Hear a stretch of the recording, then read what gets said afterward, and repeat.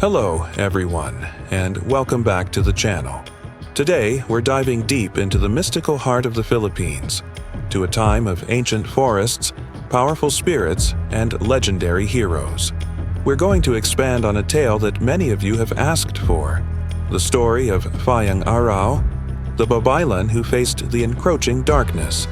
This isn't just a myth, it's a story about the enduring power of inner light, community, and the unshakable spirit of the Filipino people. So, get comfortable, and let's journey back in time together. Long before the Spanish galleons ever reached its shores, the archipelago we now know as the Philippines was a land teeming with vibrant cultures and deep spiritual beliefs.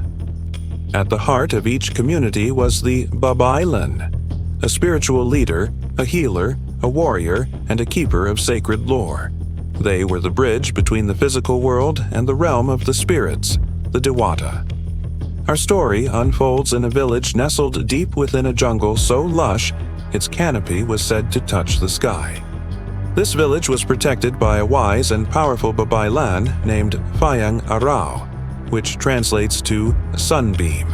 Her name was fitting, for she carried a warmth and light that nurtured her community. She wasn't just a leader, she was the soul of her people.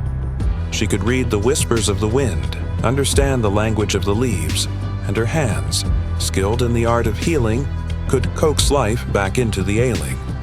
The people of her village lived in harmony with nature, their days filled with the rhythm of planting, harvesting, and giving thanks to the spirits who guarded the land. But where there is light, shadows often gather.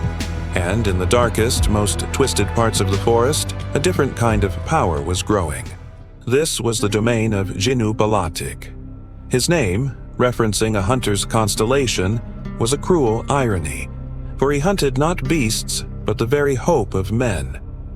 Balatik was a sorcerer of immense power, but his path had strayed from the light.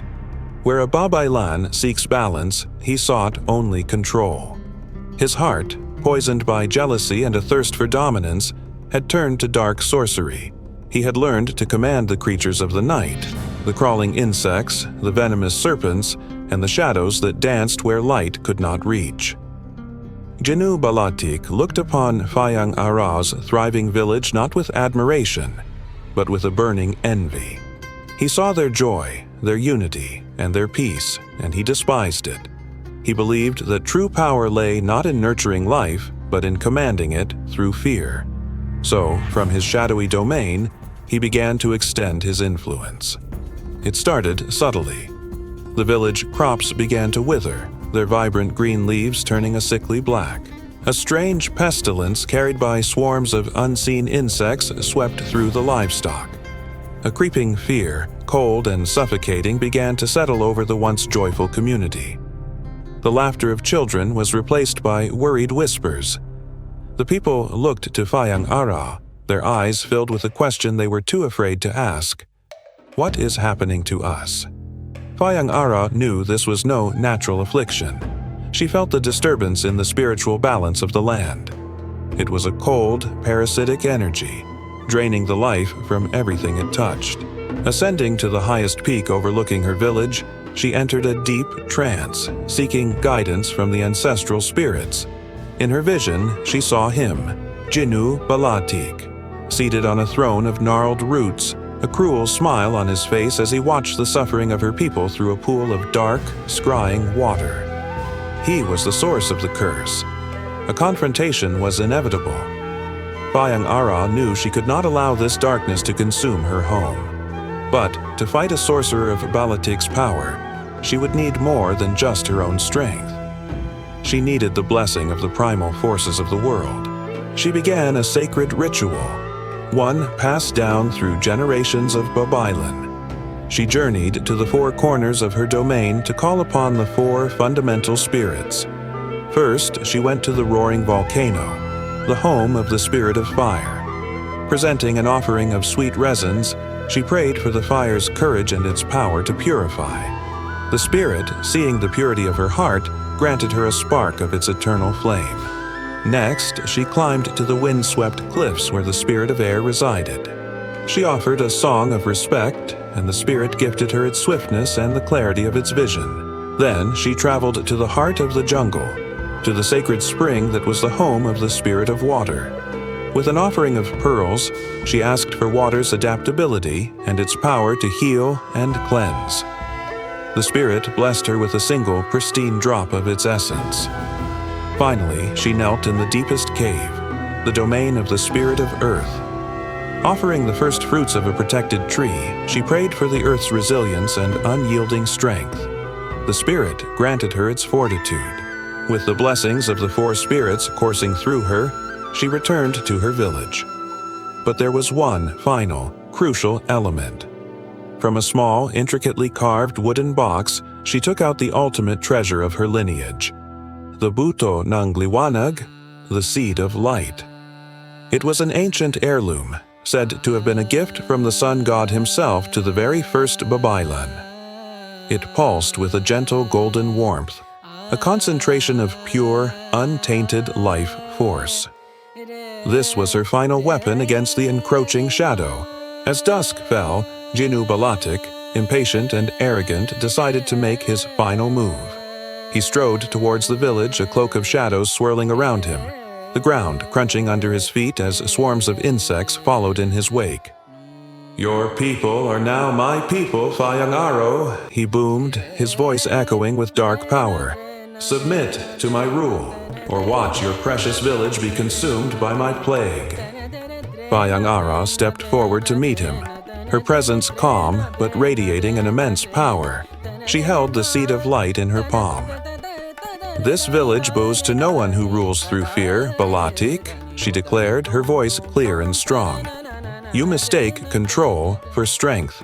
You mistake fear for respect. Today, you will learn the true nature of power." Balatik laughed, a sound like grinding stones. He raised his hands and the shadows around him surged forward, coalescing into monstrous, terrifying shapes. A plague of locusts descended, their buzzing a deafening roar.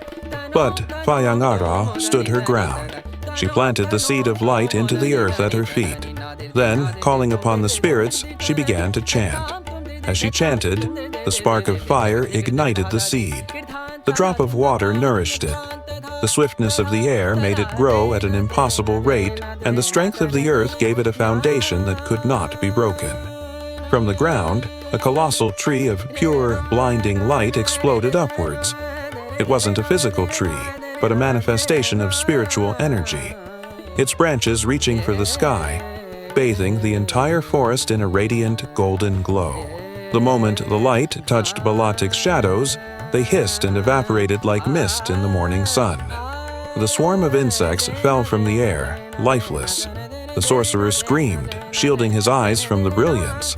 The light wasn't just bright, it was pure, and his soul, corrupted by darkness, could not bear its touch. It burned away his dark magic, unraveling the curses he had woven.